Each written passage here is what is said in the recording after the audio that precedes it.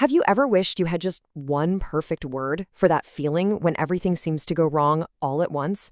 Well, it turns out there's a Japanese expression that absolutely nails it. And today, we're going to break it down.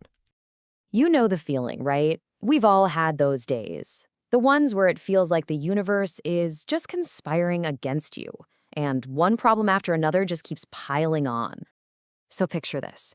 You're trying to finish up your day, you're feeling pretty good about what you've gotten done, and then, bam, a brand new stack of urgent tasks just lands on your desk. The finish line you thought was right there? Yeah, it just got pushed way back. Okay, so you leave work, you're already kind of stressed, just hoping to get home fast. You get to the station, and what do you see? Your train is delayed. Indefinitely. You can just feel that frustration building, can't you?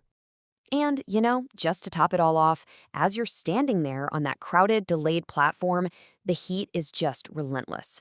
It's one of those days where even the smallest things feel like a massive struggle.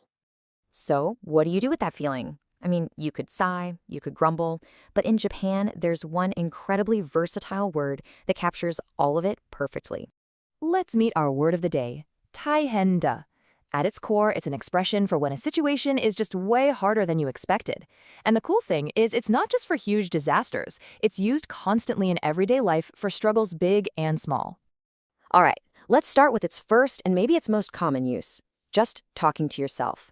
This is how taihen da becomes your own personal internal monologue for when things start to get tough. So think back to our examples. That work piles up on your desk, you look at it and just sigh, taihen da. The train's delayed, you check the board and mutter to yourself, taihen da. It's the perfect, concise way to just acknowledge your own difficult situation. It's almost like a verbal sigh. But here's where it gets really cool. Taihen da isn't just about your own problems. It can also be this really powerful tool for connection and empathy. Now, let's flip the script. Imagine a friend is telling you about their terrible day. The extra work, the delayed train, the awful heat. Instead of just nodding, you can respond with, "それは大変だね." You're using that same core word, but you're turning it outward, towards them. And what makes that phrase so profound is that it's just pure empathy. You're not trying to solve their problem. You're not giving advice. You are simply validating their struggle. You're telling them, I hear you, and I understand that was really difficult for you. So here's the comparison side by side. On one side, you have that inward-facing taihen da, your personal acknowledgement of a struggle. And on the other, the outward-facing それは大変だね, which is like a bridge of empathy to someone else. It's the same root feeling, just applied in two really powerful and distinct ways. So as we pull all this together, you can see that taihen da is so much more than just a word. It's like a compact, emotional tool for navigating the difficulties of life, both our own and those of the people around us. I mean, taihen da just beautifully captures that personal feeling of being overwhelmed. But with a small little tweak, it also becomes this genuine expression of empathy, creating a shared understanding of life's hassles.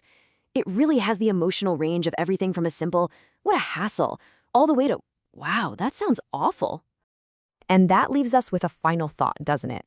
It's pretty rare for a single expression to so perfectly capture both a personal burden and the empathy we feel for others.